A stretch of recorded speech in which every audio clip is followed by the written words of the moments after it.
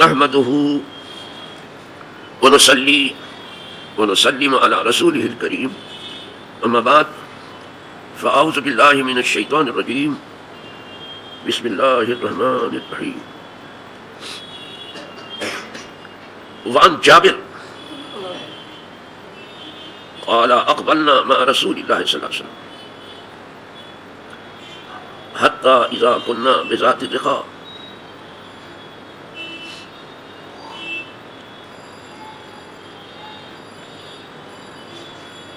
قال كذا اذا اتينا على شجرة ظليلة وتركناها لرسول الله صلی اللہ علیہ وسلم الى آخری. ہم صلاۃ الخوف کے عنوان سے جو کچھ حدیث پاک میں ہے آپ کے سامنے پیش کر رہے ہیں، اور یہ حدیثیں سب بڑی ہیں. جیسے خوف بڑا ہوتا ہے نا، یہ حدیثیں بھی بڑی ہیں. اور دنیا میں دو ہی چیز تو ہے،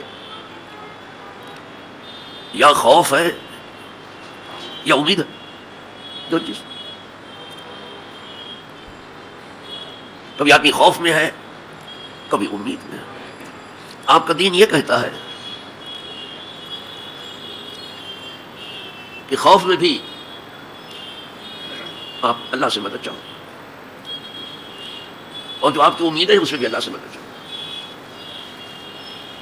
یہی وہ جگہ ہے جہاں آدمی اگر ٹھہر گیا تو خوف نہیں رہے، امید پوری ہو کے رہے.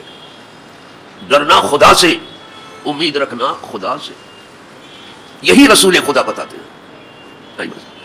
یہاں آدمی آدمی سے ڈر رہا ہے، اور آدمی آدمی سے امید لگائے بیٹھا ہے. وہ تمہاری بولی بولو، کڑکا کڑکے کی کیا مدد کرے گی؟ محتاج کی مدد کیا کرے؟ کیا کرے گا بولو. کلام پاک میں یا ایھا الناس انتم الفقراء الی اللہ واللہ هو الغنی الحمید. تمام جہاں کے انسانوں کو خطاب کیا گیا، اے لوگوں تم سب فقیر ہو، سب فقیر ہو، جتنے لوگ ہیں سب فقیر. تو مالداری کا دعویٰ کریں تو کریں، کافر غنی کون کہا؟ اللہ غنی. وہ سراہا ہوا. آئی بات سمجھ؟ سب کو کہہ دیا. یہ رسول خدا کا سبق تھا. انبیاء جو کسی سے نہیں ڈرتے اس کی وجہ ہے کہ خدا سے ڈرتے ہیں. صدیقین جو کسی سے نہیں ڈرتے، جو سچے ہیں، وہ خدا سے ڈرتے ہیں. شہداء جو کسی سے نہیں ڈرتے اپنی جان دے دیتے ہیں، خدا سے ڈرتے ہیں. صالحین کسی سے نہیں ڈرتے، نہیں اولیاء اللہ، تو خدا سے ڈرتے ہیں. یہ چاروں گروہ جن کی راہ صراط مستقیم ہے، سب خدا سے بہت ڈرتے ہیں. اور اصل میں عالم بھی وہی ہے جو خدا سے ڈرے. کثرت روایت سے کوئی عالم نہیں ہوتا، خوف خدا سے عالم ہوتا.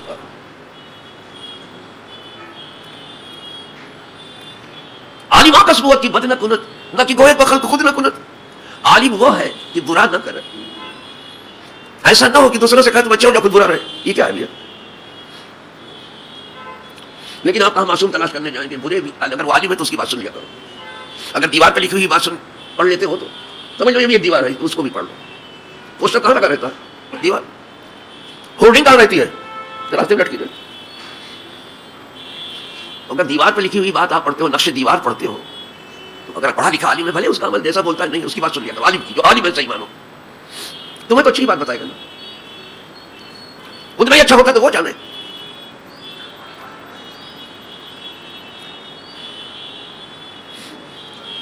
اعلیٰ حضرت کو لوگ اعلیٰ حضرت کیوں کہتے ہیں؟ مختلف وجوہات لوگوں نے بیان کی. یہ بہت بڑے عالم تھے، بہت بڑے فقیہ تھے، بہت بڑے مصنف تھے، بہت بڑے مؤلف تھے، بہت اچھے حافظ تھے، فرائض کے بڑے پابند تھے، سنتوں کی بڑی پابند.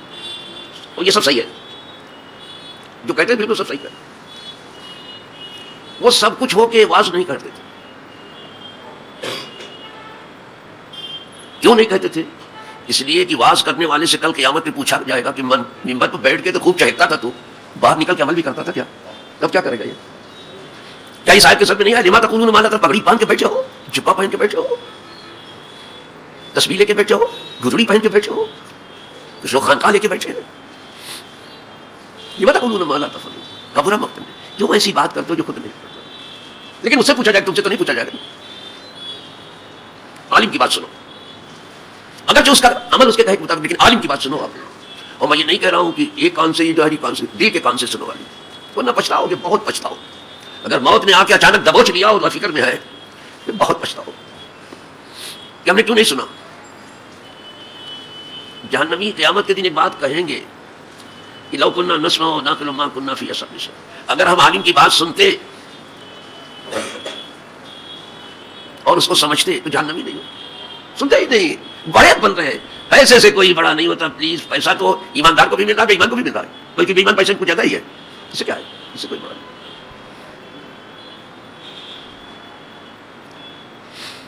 پھر بڑا کون ہے؟ بڑا وہ ہے جو اس امت کی خدمت کرے. ہم یہاں آرام کرنے کے لیے نہیں آئے، امت کی خدمت کرنے آئے ہیں. جو خدمت کرنے گئے ہر کی خدمت کر دو مخدوم شد. جس نے دوسروں کی خدمت کیا وہ مخدوم ہو گیا. یہ جتنے مخدوم بنے ہیں سب خدمت کر کے بنے ہیں، یا خدمت کو خدمت خود میں لگے ہیں، صرف اپنی ہی خدمت کر رہے ہیں. انا للہ و انا. تو چونکہ حدیث بڑی ہے اس لیے میں نے تھوڑا ہی سا پڑھا اور رک گیا. حضرت جابر سے مروی ہے حدیث، سمجھے آپ. یہ آ جائیں، کہتے ہیں ہم حضور صلی اللہ علیہ وسلم کے ساتھ متوجہ ہوئے ایک جنگی سفر میں. حضور کے ساتھ ایک طرف متوجہ ہوئے چل پڑے. تو جب ہم ذات الرقاع میں پہنچے تو بعض لوگوں نے کہا جب ہم ذات الرقاع میں آ گئے تو ہم ڈھونڈنے لگے، وہ صحرا تھا، تو ہم ڈھونڈنے لگے کہ کوئی سایہ دار درخت بھی ہے زیادہ. تو حضور سے کہتے حضور وہاں آرام فرمائیں، کیونکہ کمان حضور کے ہاتھ میں ہے. اب کمان کی بات بھی کر رہا تھا، آج یہ گفتگو کر رہا ہوں. سایہ دار درخت ڈھونڈنے لگے کہ سب سے سایہ دار درخت کیا. اسی لیے اللہ والے آرزو کرتے ہیں کہ یا اللہ میں آدمی نہ ہوتا کوئی سایہ دار درخت ہوتا، لوگوں کو آرام تو ملتا. کتنے لوگوں کو آرام ملتا اس درخت کے نیچے. اور پھل والا کا پھل بھی کھاتے ہیں. ہم درخت جیسے بھی نہ ہوئے آدھی بنے گھوم رہے. درخت پر جہاں پھل لگے لوگ پتھر مارتے ہیں، جواب میں درخت پتھر نہیں مارتا، پھل دیتا ہے. پتھر کھا کے بھی، یہاں دعا سن کے بھی جیب میں ہاتھ نہیں جاتا. خدا جانے کتنا بخل آ گیا ہے لوگوں میں. چلو تو ہم سایہ دار درخت ڈھونڈنے لگے. جو سب سے سایہ دار درخت مجھے ملا ہم لوگوں کو، وہاں حضور سے کہا آرام کرو. صحابہ کو حضور کے آرام کی کتنی فکر تھی. یہ سنت ہے صحابہ کی. حضور کی کتنی فکر تھی کہ سب سے سایہ دار درخت ڈھونڈو. حضور کے غلاموں کی بھی ایسی خدمت کرو. اپنا تو سایہ ڈھونڈتے، ان کے غلاموں کے لیے بھی سایہ دار درخت ڈھونڈو. آپ یہ ہے سب نیکی کی راہ. آپ جو سمجھے بیٹھے وہ کچھ نہیں ہے. دین سے بہت اوپر ہے جو آپ سمجھے بیٹھے. آپ رسم سے پتا کر رہے، دین نہیں ہے. جب سایہ دار درخت ڈھونڈ دیا حضور وہاں آرام فرما ہوئے. سنو تو کہا اس سایہ دار درخت کو ہم نے حضور کی دے چکا. حضور جب آرام فرما ہو گئے تو فجار رجل من المشرکین. تو جب حضور آرام فرما رہے تھے تو مشرکوں میں سے ایک آدمی آ گیا. پتہ نہیں کون جنگل ہے گا، وہ ایمان نہیں لایا تھا، وہ آ گیا کہیں سے. تو حضور آرام فرمائے اور حضور کی تلوار جو ہے وہ دیوار سے اس سے درخت سے لٹکی ہوئی تھی. تو تلوار ہے. تو مشرکوں میں سے ایک آدمی آ گیا. ابھی آپ کو فرق بھی سمجھ میں آئے گا. مقرر کہتا ہوں جو یہاں بیان ہو رہا ہے، ابھی فرق بھی آپ کو سمجھ میں آئے گا. تو مشرکوں میں سے ایک آدمی آ گیا.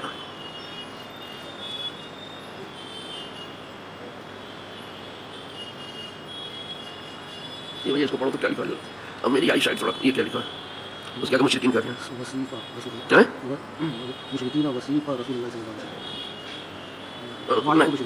میں سیف ہے آپ سیف بھی پڑھ رہے ہیں وہی گڑبڑ. وہ باریک لکھا ہو تو میری آئی شاید تھوڑا کم. سیف ہے، سیف میں تلوار. وہ سیف رسول اللہ صلی اللہ علیہ وسلم معلق بشجرہ. اور حضور کی تلوار جو ہے درخت کے ٹہنی سے لٹکی ہوئی.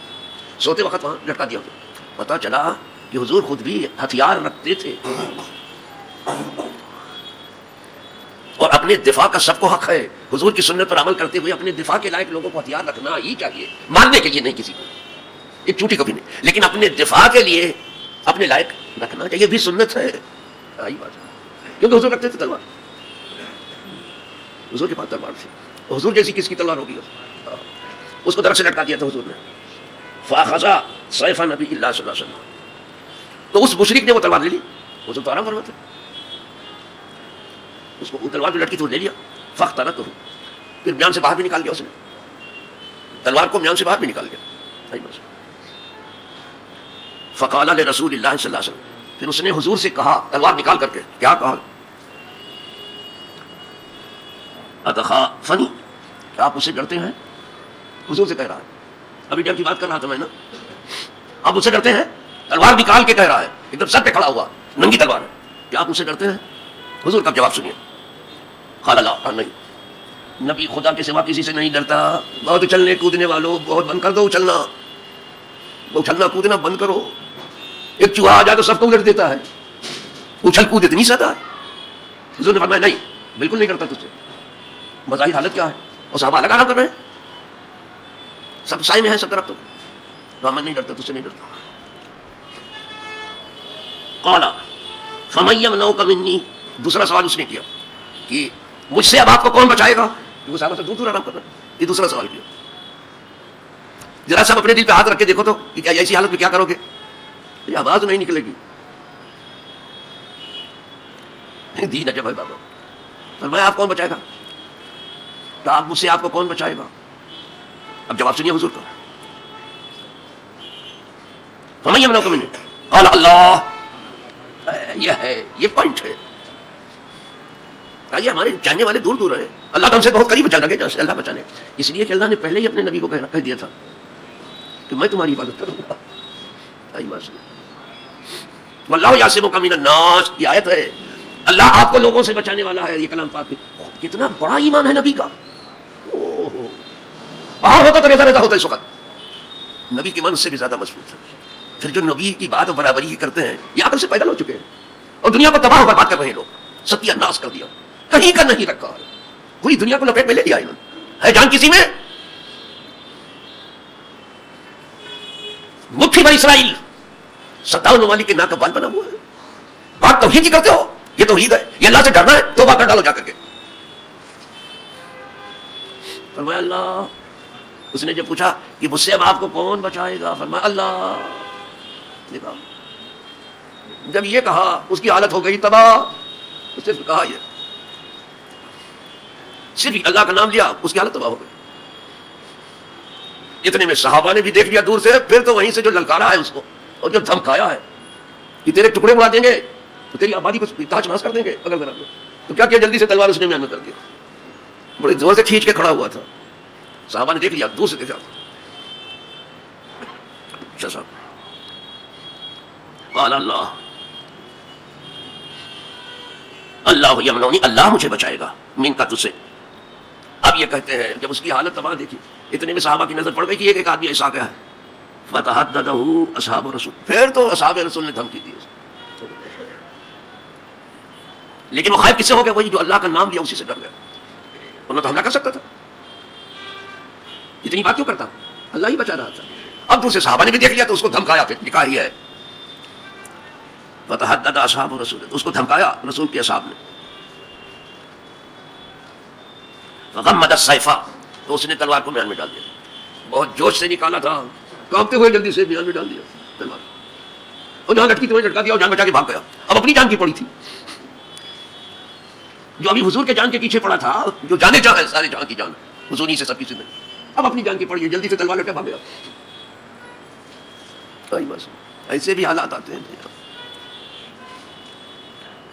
تو تلوار بھی جہاں لٹکی تھی خود ہی اس نے لٹکایا اور میان میں بھی خود ہی کیا. کہ کس کی طاقت ہے؟ اللہ. جب اللہ کو سے آپ ڈرنے لگو گے تو آپ کے پاس بھی خدا کی مدد آئے گی.